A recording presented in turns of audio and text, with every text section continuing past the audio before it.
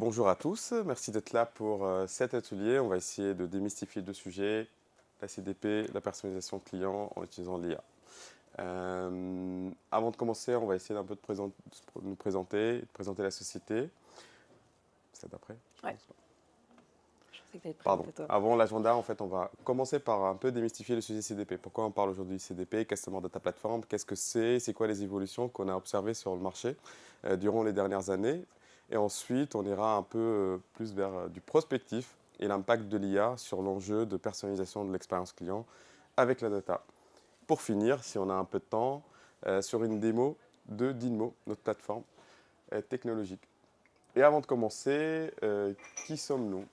Donc Dinmo, aujourd'hui, on se présente comme la CDP composable, une Customer Data Platform composable, la seule qui est aujourd'hui européenne, à la fois d'un point de vue plateforme technologique déployée en Europe et des équipes aussi en Europe. Notre particularité, c'est qu'en fait, on s'intègre particulièrement bien avec l'environnement cloud qui est présent chez nos clients. C'est-à-dire s'ils ont des plateformes cloud déjà déployées comme Snowflake, Databricks ou GCP, on s'intègre nativement sans aucune copie de données. Et également, on ne remplace pas leurs investissements actuels sur les outils marketing, à la fois avec un Batch ou un Braze ou Iterable ou n'importe quelle autre plateforme qui est utilisée en interne pour parler aux clients. Et on est très fiers d'être repéré par Google Cloud parmi les entreprises à surveiller sur cette catégorie. Et aujourd'hui, on adresse beaucoup de clients, beaucoup de B2C, mais également des B2B.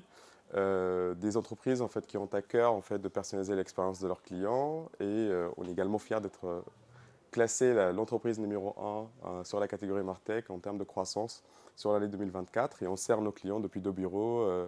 Notre siège social est à Paris et un deuxième bureau pour adresser le marché international et en particulier les autres pays d'Europe à Londres. Voilà. Et on reviendra après sur le détail, ce que c'est une CDP composable, c'est quoi la plateforme, pourquoi on en a besoin et dans quel cas on peut faire appel à Dinmo. Alors on aime bien en fait cette intro parce qu'aujourd'hui si on parle de données, d'exploitation de données, il y a toujours un enjeu de personnalisation. Il faut savoir qu'aujourd'hui les clients en fait, qui adressent n'importe quelle marque, enfin je prends nos clients un Célio, un Clio Célio, le soir en fait il va être sur des plateformes technologiques comme Netflix avec une expérience ultra personnalisée. Et donc ces mêmes consommateurs, ils vont demain être au magasin ou sur le site web d'une marque, ils vont s'attendre à un même niveau de personnalisation. Parce que le problème, et ce qu'on observe encore en 2025, c'est que la communication aujourd'hui des marques, c'est encore une communication de masse. C'est-à-dire on va plus communiquer sur les nouveautés de l'entreprise plutôt que des messages qui sont vraiment bien adressés aux clients. Et si on revient un peu pour comprendre en fait pourquoi en fait Mathieu m'envoie des messages tous les jours en fait avec une promotion alors que j'ouvre aucun message, ben, on se rend compte que c'est un problème d'accessibilité de données. C'est-à-dire qu'il n'a pas forcément accès à mon profil, au fait que je n'interagis pas beaucoup sur le canal email et que je suis plutôt en fait sur d'autres canaux, donc il faut m'adresser sur d'autres canaux et peut-être que je ne suis pas intéressé par les produits qu'il est en train de me proposer. Et le sujet, c'est que derrière, en fait, si on arrive en fait pas à attirer l'attention de nos clients sur les différents canaux, on risque de les perdre. Parce qu'on risque de perdre l'attention des clients. Et si on perd l'attention des clients, donc on perd un canal natif qui nous permet de communiquer avec eux. Il y a toujours un enjeu de gestion de pression commerciale qui permet, in fine, d'augmenter la LTV. Ici, on essaie de dresser un peu la vie du client et toutes les opportunités qui sont rendues possibles par la data et l'IA qui permettront d'augmenter l'engagement et, in fine, la lifetime value des clients. À la fois à l'acquisition, c'est-à-dire que si on est capable de différencier les clients qui sont à fort potentiel des clients qui sont à faible potentiel dès le début, on peut rationaliser les efforts et peut-être faire plus de LTV en moyenne sur nos clients, tout en passant sur la durée de vie, c'est-à-dire recommander les bons produits pour faire en sorte d'augmenter le taux de conversion des campagnes d'upsell cross-sell, mais également distribuer de façon judicieuse toutes les offres de réduction, etc., en cherchant du scoring, en comprenant qui sont les clients qui peuvent être intéressés par ces offres et qui sont à risque de churn. Voilà, donc, plein d'opportunités qui nécessitent à la fin en fait, une capacité à voir le client et toutes ses interactions sur toute sa durée de vie. Donc pas uniquement transactionnel, mais également ce qu'il a fait sur le site, est-ce qu'il interagit sur l'email ou les autres canaux. Alors comment répondre du coup à cet enjeu-là? Comment on peut aujourd'hui avoir ces possibilités? Donc la CDP, c'était toujours vu comme la solution magique. Et donc je ne sais pas si tout le monde est familier avec ce que c'est une CDP. Parce que même nous, éditeurs de logiciels, on voit qu'il n'y a pas de consensus sur ce que c'est une CDP. Et même quand on parle à nos clients, chaque prospect qui vient nous voir, il vient avec sa propre perception de ce que c'est une CDP. Alors pour la simplifier, nous on voit la CDP comme un enjeu avant tout de centralisation et d'unification de la vie client. C'est-à-dire, en tant que marketeur aujourd'hui dans une entreprise, la première chose dont j'ai besoin, c'est de comprendre qu'est-ce qu'il a fait mon client durant toute sa vie, quel produit il a acheté, il a consulté, est-ce qu'il interagit sur l'email, et de façon simplifiée. C'est-à-dire qu'elle doit être accessible pour que je puisse construire des cohorts, des segments, selon n'importe quelle règle, pour ensuite personnaliser les communications. Passer d'une approche de masse, une campagne pour toute ma base client, à une campagne pour une portion de ma clientèle. Et la dernière étape, qui est très importante notamment aujourd'hui, c'est l'orchestration. C'est-à-dire, une fois que j'ai une vue unifiée de mes clients, il faut qu'elle soit la même sur tous les canaux que j'utilise pour communiquer avec mes clients, pour éviter que sur l'app, je vais avoir en fait un message qui est complètement différent de ce que je reçois le lendemain sur l'email. C'est vraiment l'enjeu principal. C'est qu'aujourd'hui, il y a une multiplication des canaux avec lesquels on peut communiquer avec le client et qu'il faut gérer le client de façon unique pardon, et donc gérer cette omnicanalité en assurant d'avoir une vue unifiée accessible sur tous ces canaux. Voilà. Je ne sais pas s'il y a des questions là-dessus, mais en fait, c'est une vue très simplifiée. Quand vous rencontrez des acteurs de CDP, ils peuvent vous raconter énormément de choses, mais ça, c'est la base. Donc, si ces enjeux-là ne sont pas assurés, c'est qu'on est sur d'autres outils qui ne sont pas des outils de CDP. Alors, pourquoi aujourd'hui, en fait, nous, on est convaincus qu'il faut une nouvelle génération d'outils CDP qu'on a fait, enfin moi personnellement je travaillais beaucoup dans le conseil avant, j'étais Chief Data Officer aussi dans une entreprise B2C et on avait clairement, comme n'importe quelle entreprise qui gère un portefeuille de clients, des enjeux de CDP, mais on était très déçus par toutes les rencontres qu'on avait fait avec les acteurs actuels. Et j'ai essayé de synthétiser en fait les limites qu'on avait observées. Le premier, c'est la longueur d'implémentation des projets CDP. Donc, vous prenez, vous pouvez aller voir vos pairs ou leur demander, ceux qui ont implémenté des CDP, on parle d'années ou deux. Il y en a qui ont même arrêté en fait, le projet d'implémentation pour une raison simple, que c'est des outils qui sont ultra compliqués et qui nécessitent des projets pilotés par des cabinets de conseil, des cabinets d'intégration. Donc il y a une complexité d'implémentation qui est inhérente dans ces plateformes-là. Et ensuite, à l'utilisation, on remarque aussi que c'est très difficile à utiliser. C'est-à-dire que ça devient en fait des plateformes où il faut avoir des consultants qui puissent les opérer. Donc en fait, derrière, on a cette vue unifiée au bout de 2 ans, mais on n'arrive pas à utiliser la plateforme. Et ce qui fait à la fin qu'il y a des coûts de setup et de run qui sont extrêmement élevés. Et il y a la question qui se pose, est-ce que j'ai un ROI, est-ce que je garde cet outil ou pas?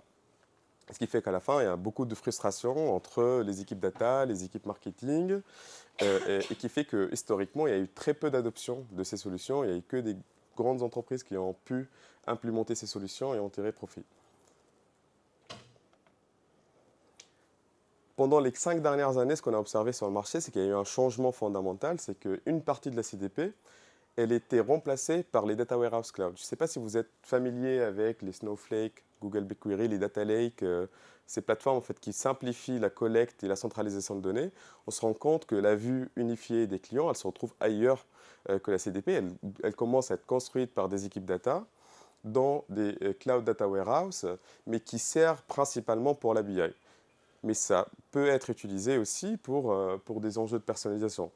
Donc, d'ici 2030, on prévoit que plus que 80% des entreprises vont avoir en fait un data lake en interne qui contient la vue client et qui est accessible à l'ensemble des entreprises. Mais la réalité aujourd'hui, on est en 2025, quand on regarde dans la majorité des clients, c'est que la data, elle est disponible. Elle est généralement bloquée dans un domaine data et IT. Quand on demande en fait, aux équipes marketing, en fait, ils me disent on entend parler d'un GCP, un data lake qui est quelque part, mais on n'y a pas accès. On ne sait même pas s'il y a toutes les données dont on a besoin. Mais la vérité, c'est du moment où ces data lakes sont utilisés pour construire des rapports qui sont envoyés à votre COMEX, c'est que la donnée, elle est fiable et elle est exhaustive. Donc à partir de là, en fait, comment on peut faire pour la rendre disponible dans la main des équipes métiers pour qu'ils puissent l'utiliser pour personnaliser leur communication avec les clients. Donc il y a un pont à construire entre ces deux domaines qui historiquement ne communiquent pas et surtout dans des contextes enterprise où les équipes ne sont pas dans le même endroit et la communication est difficile. Je complète un peu par rapport à ce que tu disais, Oussama, sur cette slide. Mais globalement, ce qu'on voit chez nos clients existants, c'est que, comme tu l'as dit, il y a souvent un data warehouse en place. Et la manière de travailler des équipes en CRM, en ads, etc., ça va être de faire un ticket Jira à leur équipe data, de dire coucou, est-ce que tu peux me faire le segment des personnes de plus de 35 ans qui vérifient telle condition. Et derrière, je pourrais envoyer la campagne email, SMS qui est pour l'ouverture de tel magasin.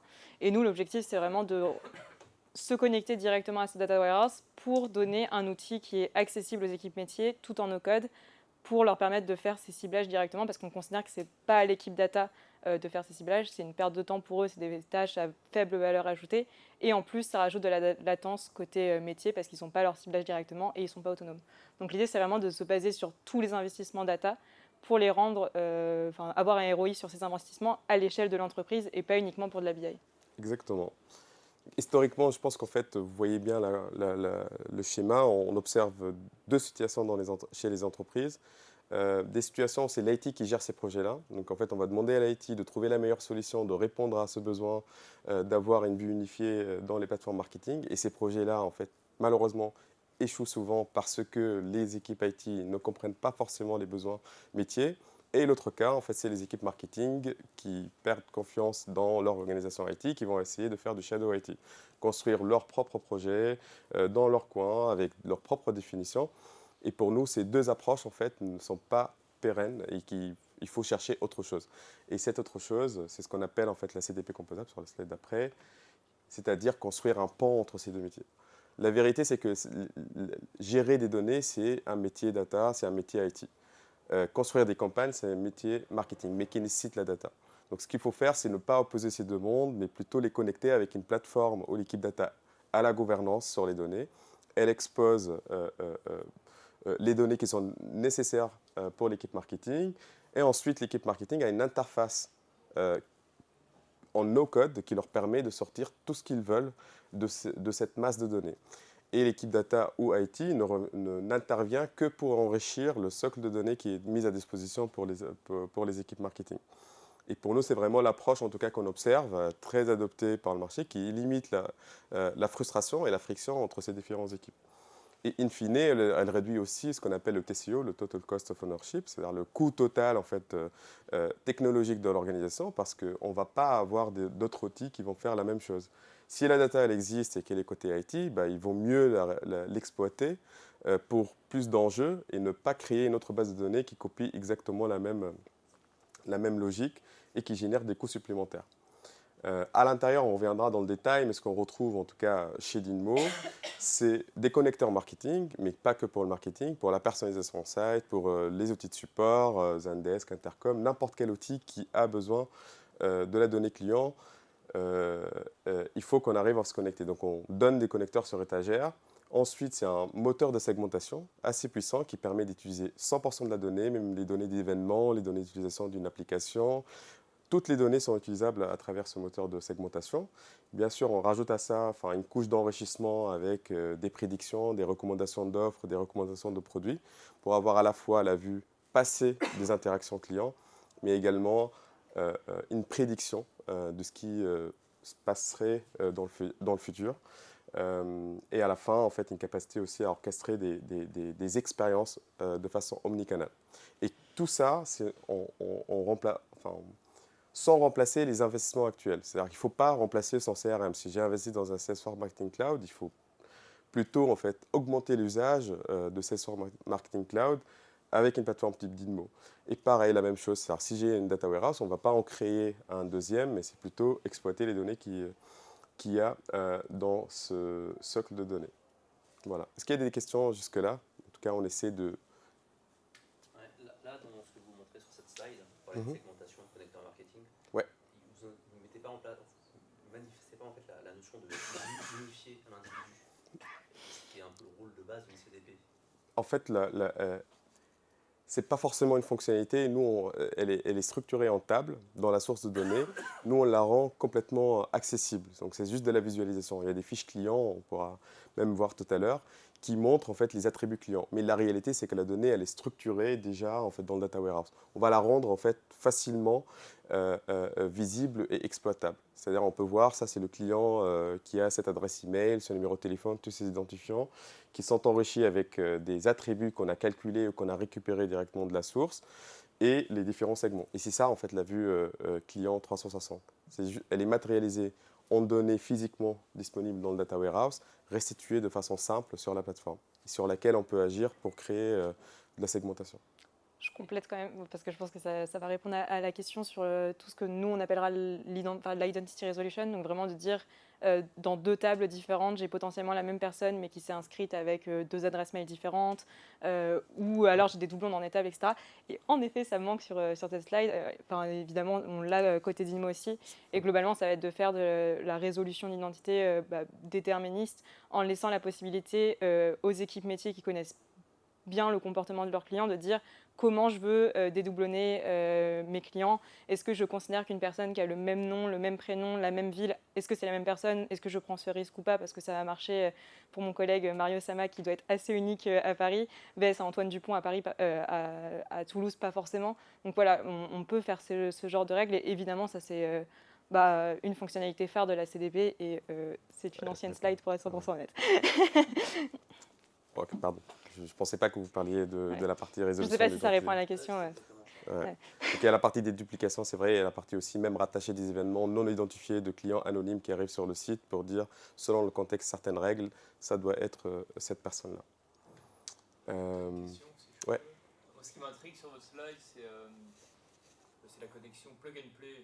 Là où, de façon naïve, j'aurais tendance à dire que toutes ces structures data warehouse sont assez custom, assez complexes, etc. Et vous venez avec du plug and play. Vous pouvez nous en dire un peu plus là-dessus? Alors aujourd'hui, on fait assez souvent avec Alexandra des onboarding clients. En moyenne, c'est en une demi-heure pour implémenter le premier cas d'usage. La CDP, il faut un mois pour avoir la vue complètement exhaustive, mais le caractère plug and play, elle vient du fait qu'on est nativement intégré à un Snowflake, à un GCP, et en fait, c'est vraiment une histoire de quelques clics pour autoriser Dinmo à lire toute la masse de données qui est disponible dans ces data lakes. Donc ça, c'est la première étape. Ensuite, pour décrire la vue client unifiée, il faut connaître en fait les données, les tables qui sont disponibles dans ces data lakes. Donc on repose sur les personnes data dans l'équipe IT qui vont, eux, créer cette sémantique dans Dinmo. Connecter pour dire ça c'est la table qui contient tous les clients, ça c'est les commandes dans le magasin, ça c'est les événements, et ça c'est la manière avec laquelle on peut lier ces différents domaines. Donc il y a une phase de déclaration du modèle de données, j'espère qu'on aura le temps de la voir dans la démo, mais en fait c'est du clic-bouton, c'est-à-dire que la table elle existe, on décide juste est-ce que je l'expose ou pas, et je donne la sémantique, la définition de ces différents attributs. Et ça marche du coup côté aval, si je ne me trompe pas, entre avant et aval. Exactement aussi pour les destinations. Donc là, typiquement pour un Actito, l'idée c'est de juste donner sa clé API pour donner accès au compte. Et une fois que nous on a accès, on a fait une clé API propre entre guillemets dans Actito qui a les bons droits, on peut venir mettre à jour n'importe quel attribut client, créer des listes, etc. Exactement. Du coup, globalement, toutes les destinations qu'on va supporter, c'est soit de l'hôte, soit des clés API. Voilà. Donc, plug and play des deux côtés, j'ai envie de dire. En fait, on voit notre rôle, c'est comme un rôle d'abstraction de toute la complexité qui est derrière énormément de choses qu'on gère en back-end avec une interface simple pour abstraire totalement en fait, cette complexité. On peut le voir même tout à l'heure. Pour nous, une équipe marketing, quand elle construit une audience sur Dinmo et qu'elle veut la voir sur Actito, elle le voit comme si je l'ai construite, maintenant je veux la voir ici. Donc il n'y a pas besoin de passer par 4-5 écrans et des clics-boutons et dire cet email ici, cet email de l'autre côté. Donc on essaie vraiment de rendre ça le plus facile possible et en construisant aussi ces intégrations de manière un peu efficace pour éviter que ça soit perçu comme un outil low-code, mais plutôt vraiment un outil no-code où on se concentre uniquement sur l'essentiel, c'est-à-dire identifier les bonnes audiences pour chaque traitement. Et aujourd'hui, en aval, en tout cas, on a plus d'une 80 destinations qui sont préconstruites sur étagère, que la majorité de nos clients en fait, viennent utiliser directement. Et s'ils ont besoin en fait, d'une autre destination, on est capable de la construire en 2 semaines pour la rendre disponible pour un essai ou pour l'utiliser en production. Donc, du coup, en tant que client, vous n'hébergez rien qui m'appartient ou pour un très très très court terme, vous venez streamer sur mon data warehouse. C'est exactement ça. En fait, c'est vraiment l'innovation quand on parle de composable, il y a cette perception de nos copies tout le temps. Donc nous, ce qu'on va faire, c'est quand il faut synchroniser la donnée, donc quand elle change dans la source qui est le data warehouse, parce que le client a fait une nouvelle transaction, un nouvel événement, c'est à ce moment-là, on va déclencher un process qui va recalculer les audiences, qui va recalculer les scores, et ensuite les envoyer vers la destination. Ensuite, il y a des données techniques qui nous permettent d'enregistrer l'état de l'audience ou du score, et tout ça, on le met toujours dans le data warehouse du client. Aucune donnée client, on dit, ne réside au repos dans notre plateforme. Bien sûr, ça simplifie beaucoup pour nos clients le passage par le DPO et la validation des contrats. Pour le coup, on est processeur, mais pas hébergeur. Voilà, donc ça, c'est vraiment sur le côté composable. Et un deuxième aspect, en fait, qui n'est pas forcément visible, c'est qu'on se rend compte qu'une des limitations des CDP traditionnels, c'est le fait que c'est un outil all-in-one avec énormément de modules, la collecte de données, la résolution d'identité, l'enrichissement, ce qui fait que le coût de la licence il peut être assez exorbitant pour commencer. Et notamment, ça retarde l'atteinte d'un ROI parce que quand je commence ma transformation data, je commence avec des use cases basiques et je n'ai pas forcément besoin de tous les modules qui sont offerts par les solutions de CDP. Nous, ce qu'on a décidé de faire, c'est de distribuer en plusieurs modules. C'est-à-dire, enfin, on revient à la résolution d'identité. Certains de nos clients, en fait, ils la gèrent dans le data warehouse. C'est-à-dire qu'ils ont la capacité de créer un identifiant unique qui identifie le client sur tous les outils. Donc, ils n'ont pas besoin de ce module-là. Nous, on ne leur fait jamais payer en fait, un module qu'ils ont traité en interne. Ils vont utiliser uniquement les modules dont ils ont besoin. Ce qui fait qu'en fait, on rend cette technologie accessible à beaucoup plus de monde par rapport à ce qu'il y avait avant. Et voilà. Donc, il me semble. Je vais encore plus loin dans ce que tu disais sur l'aspect modulaire. Ce qu'on voit souvent aussi, c'est certaines CDP qui ont commencé à attaquer un peu la brique CRM aussi.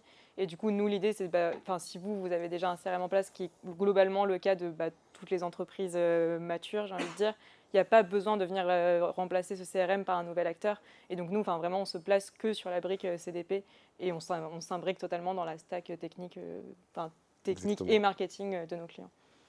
Tout à fait.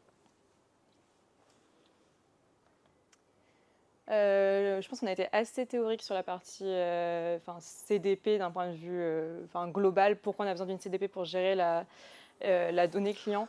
Je voulais faire un peu un focus sur qu'est-ce que l'IA vient changer, aussi bien d'un point de vue communication CRM qu'on peut faire ou dans les CDP, qu'est-ce qu'elles peuvent proposer.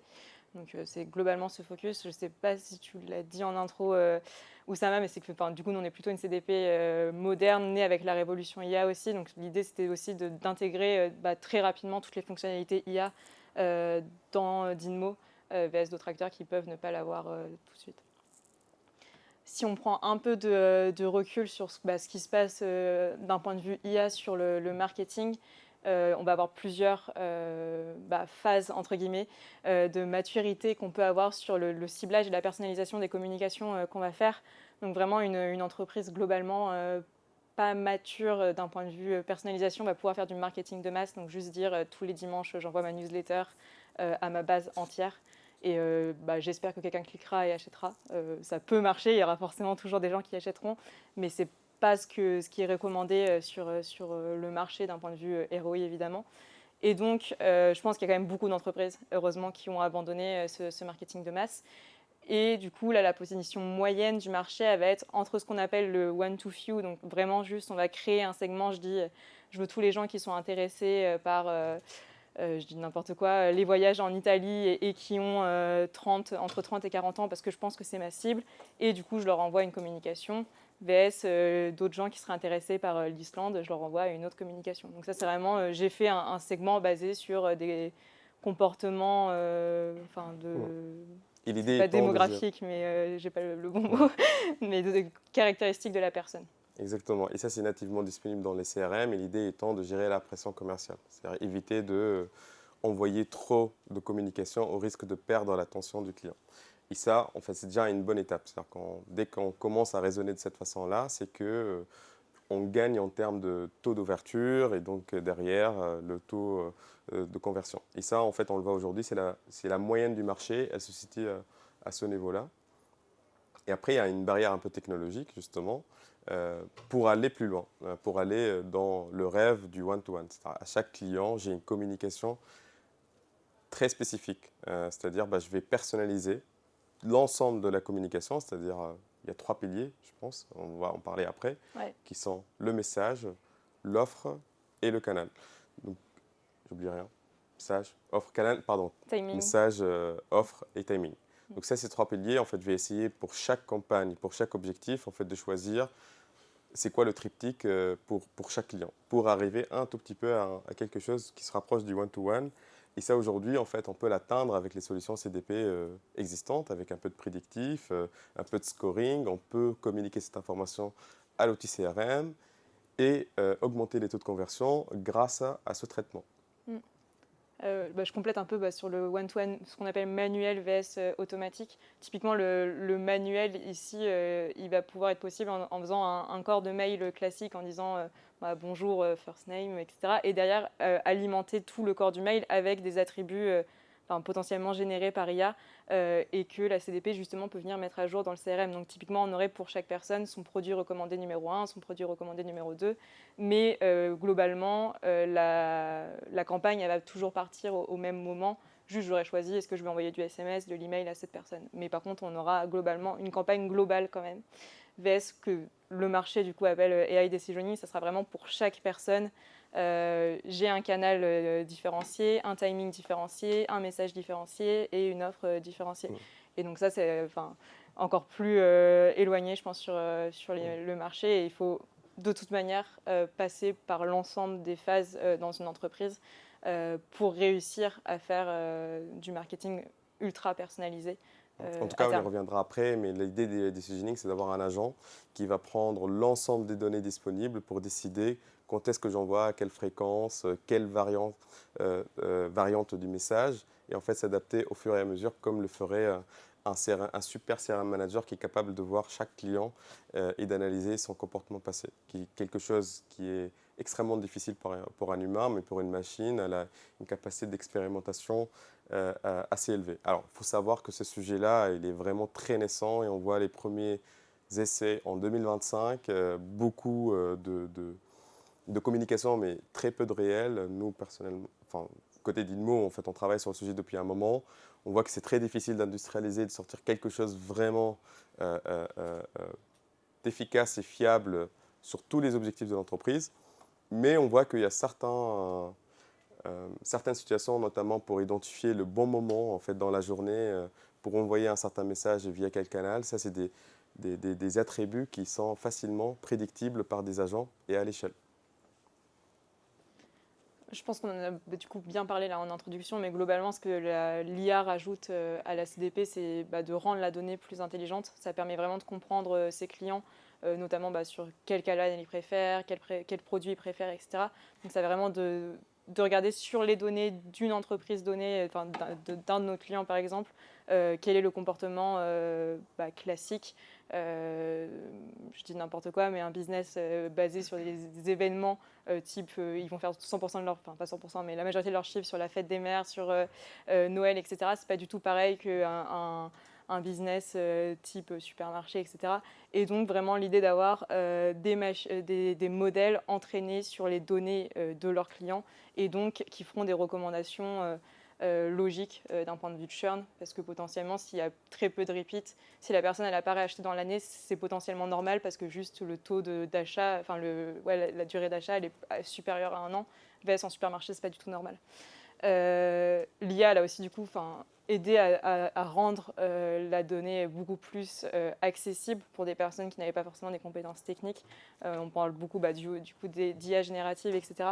Ça va vraiment permettre d'avoir des interfaces où on peut discuter entre guillemets avec sa donnée, comprendre justement le comportement d'achat, qu'est-ce qui drive mes clients, etc. Donc n'importe qui maintenant peut faire des analyses qu'on n'aurait pas pu avoir avant, et ça limite un peu le besoin aussi de toujours revenir vers ces équipes data pour avoir des nouveaux dashboards, pour comprendre un nouveau comportement, etc.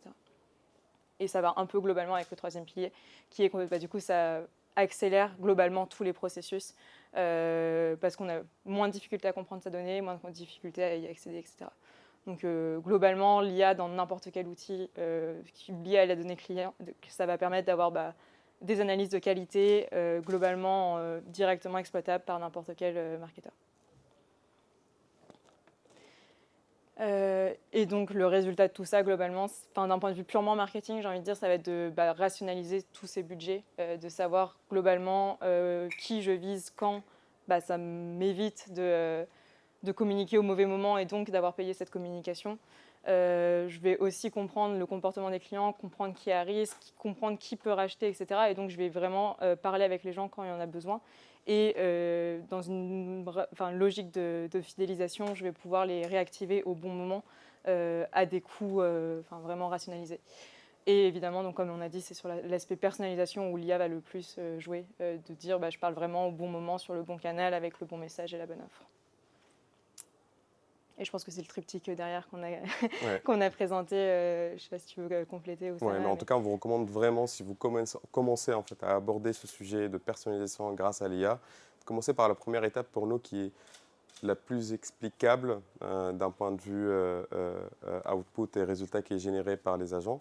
Et là, on parle de tout ce qui est prédiction du comportement futur. C'est quelque chose sur lequel en fait, on travaille depuis des années. Hein. Ce n'est pas venu avec les LLM, mais c'est quelque chose qui reste très utile et qu'on voit sur le marché qui n'est pas extrêmement adopté. Et c'est là où on voit nos clients chercher les 80% de valeur avant d'aller chercher les 20% avec des approches plus évoluées. Et en fait, si vous êtes capable aujourd'hui en interne d'avoir une prédiction de la lifetime value, donc prédire quels sont mes clients VIP, quels sont les clients qui vont avoir un plafond de verre assez rapidement d'un point de vue valeur, qui sont les clients à risque de churn parce que j'envoie des prospectus qui me coûtent de l'argent et je n'ai pas envie de les envoyer à toute ma base client.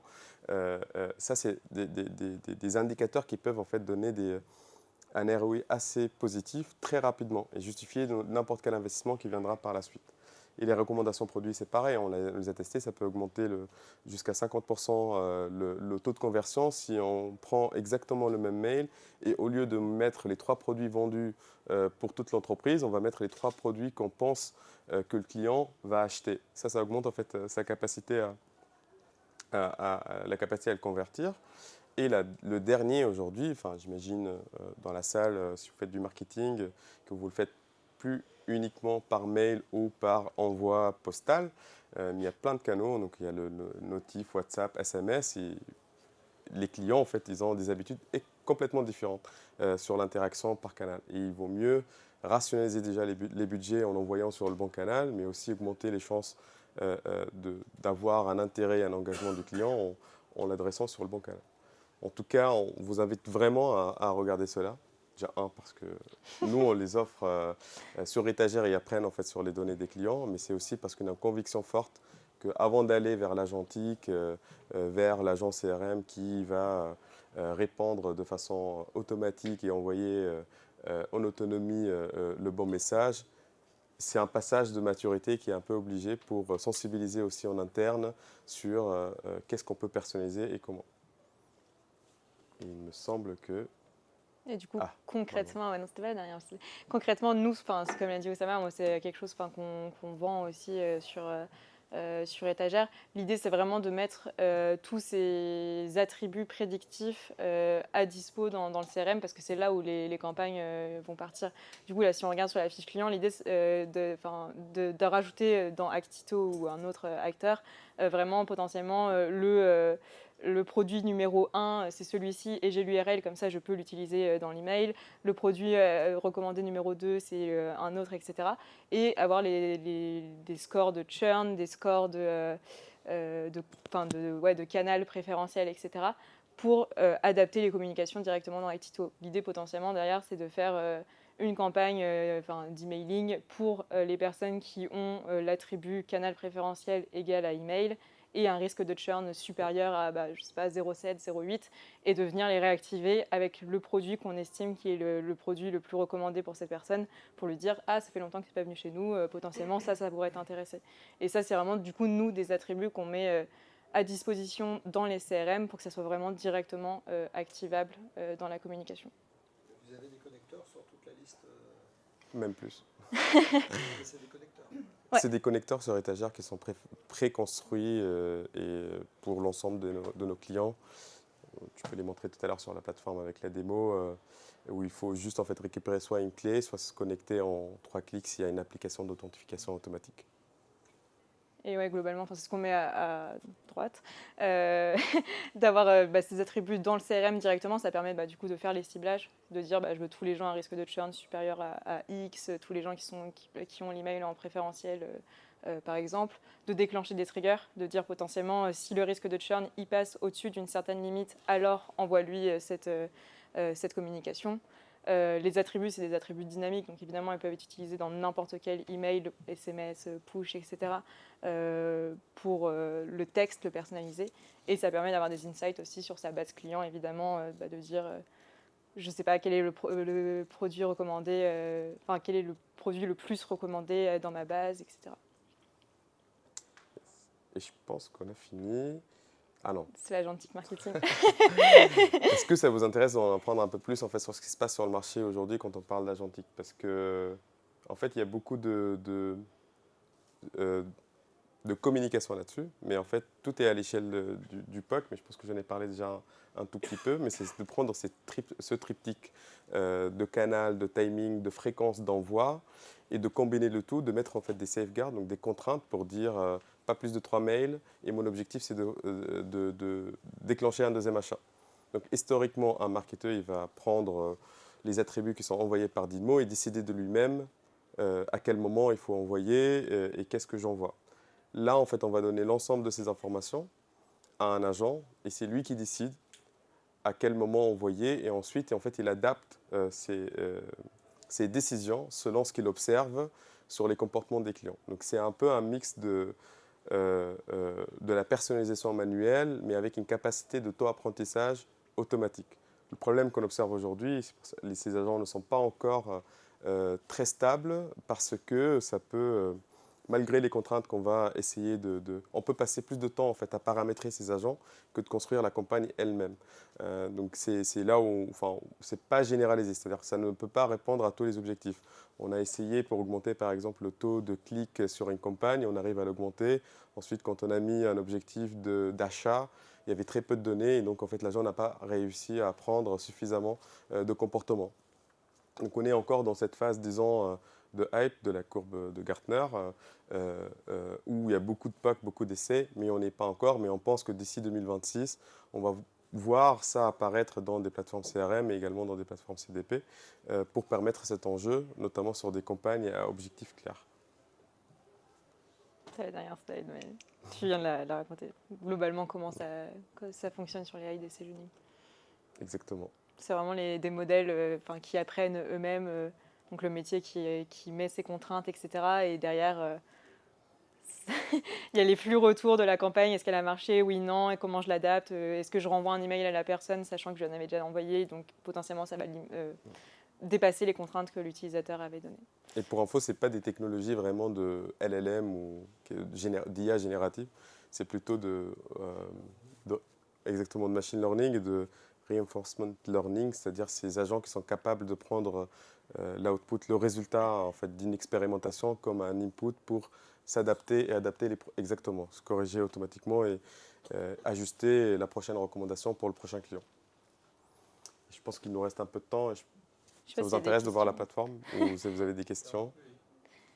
Je ne sais pas s'il y a des questions de manière générale aussi déjà sur la presse. Moi, sur cette vision autour de toute la dimension agentique, la question que ça me pose, c'est au-delà de la dimension marketing pure, si on se place du point de vue conso, si on se place du point de vue de la marque, comment je maîtrise mes coûts? Parce que le canal que je choisis, c'est pas le même coût en vérité. Les marges ne sont pas du tout les mêmes. Donc comment je combine on va Mhm. dire l'expérience utilisateur avec la réalité intrinsèque de fonctionnement.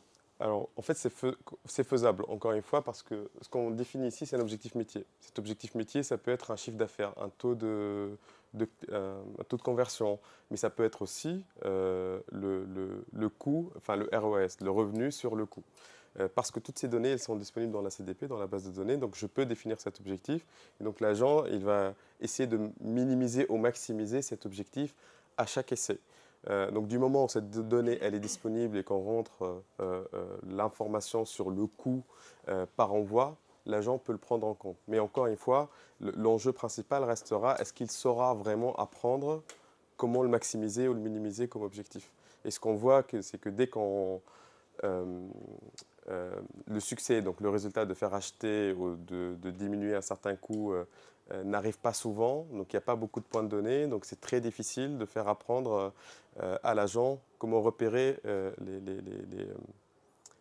pardon, j'arrive pas à trouver le mot en français, mais les patterns,